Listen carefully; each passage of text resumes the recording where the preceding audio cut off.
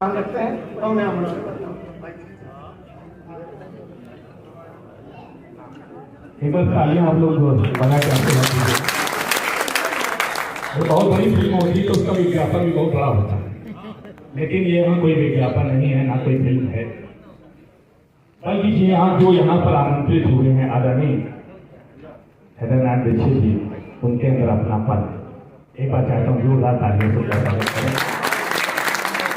और आप जब उन्हें भी सुनेंगे निश्चित रूप से उनका एक एक शब्द, एक एक वाक्य जो होता है एक एक मंत्र के बराबर होता है। ऐसे लोगों से हमको जो है संस्कार मिलते हैं। संस्कारों को लेकर के यहाँ पर जितने भी हमारे आदरणीय बैठे हुए हैं, चार पंक्तियों के चरणों में निवेदन करना चाहता हूँ कि मीठी मीठी लोरियां जुड़ जाइएगा मित्रों। जो लोग खड़े हैं, काफी देर से खड़े हैं, मैं देख रहा हूँ, पांव भारी हो सकते हैं, वैसे हम आपके आभारी हैं, आप तो बैठ करके देखें कि मीठी मीठी लोरियां गुनगुनाता कौन है, मीठी मीठी लोरियां गुनगुनाता कौन है, राजा रानी की कहानी अब सुनाता कौन है। वो तो आप जैसे लोग हैं, वो तो आप जैसे लोग हैं जिनसे बची है संस्कृति, वरना संस्कारों को सिखाता कौन है, वरना संस्कारों को सिखाता कौन है। आदरणीय मुनि भैया जी बैठे, सभी हमारे अधिकांश लोग परिचित हैं। मैं सीधे सीधे मंच का आदेश हुआ है, तो मंच के आदेश को अध्यादेश मानते हुए मैं सीधे सीधे एक रचना पढ़ता हूं, और वो भी जो आज के समय में बिल्कुल अनुकूल रहेगी। आप लोग ध्यान से सुनेगा, आपको लगेगा यार ये तो मेरी रचना है। रचना का शीर्षक है पिता। आशीर्वाद चाहूंगा।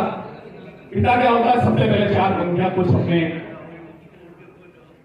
कहने की कोशिश करता हूं, उसके बाद आपको रचना देख करके वाणी को विराम दूंगा। सुनिएगा कि पटके मारना, पेट लड़ाना, लंगड़ा डालना, लटाई संभालना, थक जाना और पसीने का छूटना। पतंगे उड़ाना, पेट लड़ाना, लंगड़ा डालना, लटाई संभालना, थक जाना और पसीने का छूटना। पर बहुत अच्छा लगता था, बहुत अच्छा लगता था बचपन में पतंगों को लूटना, और बहुत अच्छा लगता था बचपन में पतंगों को लूटना। गुस्सा भी आता था जब पापा के डांट लगाते, गुस्सा भी आता था जब पिता के डांट लगाते। अब मैं पतंगे नहीं उड़ाता, पर पिता है और पिता क्या होता है मित्रों, जैसा सोमा भाई कह रहे थे कि ऐसा नहीं है, किताबें कम लिखा गया है, लेकिन मैंने माँ पर भी लिखा, पिता पर लिखा, यहाँ पर इस मंच पर पिता की रचना देता हूँ। पिता क्या होता है, जो बचपन में जानबूझकर खेल में हार कर खुद अपने बेटे को देते हैं पिता। जो बचपन में जानबूझकर खेल में हार कर खुद अपने बेटे को देते हैं पिता, अरे वो होते हैं पिता। जो कंथा मंथा गौरी भैया गंग भैया कृष्ण कन्हैया कहकर मन लगाते, जो अपने पैरों पर धूला लगाते, राजा बेटा कहकर जो अपनी पीठ पर बैठाते और बच्चे की खातिर कभी हाथी तो कभी घोड़ा बन जाते। बच्चे की खातिर कभी हाथी, ये मेरे साथ नहीं, आप सबके साथ है। कभी बच्चे की खातिर कभी हाथी तो कभी घोड़ा बन जाते। शाम को घर लौटते वक्त कुछ खाने का मन हो तो अकेले नहीं खाते, घर में सब लोग खा लेंगे, यही सोचकर सबके लिए घर लाते। जो कभी कभी गलतियों पर डांटते, शैतानी पर मारते, लेकिन चलते चलते अगर बच्चा गिर पड़े तो तुरंत उठाकर उसे प्यार से पुचकाते, चीटी करते तो तुरंत उठाकर उसे प्यार से पुचकाते। संतान की फिक्र पिता को हर पल होती है, बेटा हो या बेटी हो, संतान की फिक्र पिता को हर पल होती है। अरे सबके सामने आंसू नहीं निकलते, पर आंख सजल होती है। लोग कहते हैं कि पिता का दिल कड़ा होता है, अरे वो संतान की खातिर, चाहे बेटा हो या बेटी हो, लोग कहते हैं कि पिता का दिल कड़ा होता है, अरे वो संतान की खातिर ना जाने कितने संघर्षों से लड़ा होता है। संतान की खातिर ना जाने कितने संघर्षों से लड़ा होता है। पिता संतान की खातिर न जाने कितने संघर्षों से लड़ा होता है। संतान की परवरिश में कितना खर्च होता है वो कभी नहीं गिनता है। संतान की परवरिश में कितना खर्च होता है वो कभी नहीं गिनता है। पिता एक ऐसा वृक्ष है जिसे जड़ से लेकर अपने फूल पत्तों तक की चिंता है। पिता एक ऐसा वृक्ष है जिसे जड़ से लेकर अपने फूल पत्तों तक की चिंता है।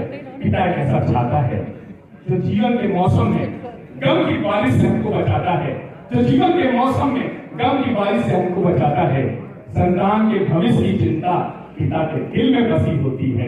एक पिता ही है जिसे खुद से ज्यादा अपने बेटे की तरक्की में खुशी होती है। पिता ही है जिसे खुद से ज्यादा अपने बेटे की तरक्की पे खुशी होती है, जिसे खुद से ज्यादा अपने बेटे की तरक्की पे खुशी होती है। अरे पिता का तो अपना एक अलग स्थान है। पिछला दिन मैं आपको बहुत सुधा जी बहुत कायदे से सुना था, उनको सुन लीजिए। पिता का अपना एक अलग स्थान है, माँ धरती तो पिता आसमान है।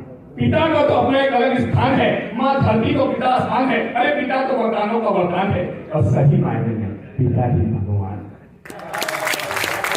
एक बार कहता हूँ आपके संकट त्रिपाठी के लिए कितने लोग का भी आयोजन किया, एक बार जोरदार तालियां उनके लिए पिता का तो अपना एक अलग स्थान है, माँ धरती पिता आसमान है। पिता तो वरदानों का वरदान है, सही मायने पिता ही भगवान है। लेकिन उस भगवान रूपी पिता का सीना बात कहने की कोशिश भी करता हूँ हिम्मत करके, आपकी तालियां लेकर मुझे आशीर्वाद दिए। लेकिन उस भगवान रूपी पिता का सीना उस समय छली हो जाता है जब बेटा उनके एहसानों का बदला यह रहकर चुकाता है, आपने मेरे लिए किए। आखिर मुझको दिया क्या है दोस्तों, माँ बाप की कमी तब मालूम पड़ती है जब उनको खोते हैं। ऐसे दांतों की कीमत तब मालूम पड़ती है जब दांत नहीं होते हैं। दुनिया में हर चीज मिल जाती है, लेकिन माँ बाप की कमी कभी पूरी नहीं हो पाती, सिर्फ यादें ही रह जाती हैं। इसलिए उनके दिल को कभी भी दुखाना नहीं, भूल कर भी कभी भी रुलाना नहीं। और साथ माँ बाप है, दुनिया में सबसे भाग्यशाली व्यक्ति जिसके माँ बाप जिंदा है। साथ माँ बाप है तो दुआ साथ है। फर्ज अपना कहीं भी भुलाना नहीं, फर्ज अपना कहीं भी भुलाना नहीं। और चलते चलते 4 मंत्र लेकर मैं गाने को ध्यान देता हूँ और इस मंच से सादा पंक्तियां लेते जाइए देता हूँ जो युवाओं का अपने बुजुर्गों के प्रति क्या भाव होना चाहिए। मैं युवाओं का देता हूँ 4 पंक्तियां सुनिएगा। किसी के दिल को कभी भी तोड़ना नहीं, किसी के दिल को कभी भी तोड़ना नहीं, रिश्तों से अपने मुंह कभी भी मोड़ना नहीं। और माँ बाप की सेवा का सुख किस्मत से मिलता है, वृद्धाश्रम में इनको कभी भी छोड़ना नहीं। बहुत बहुत धन्यवाद।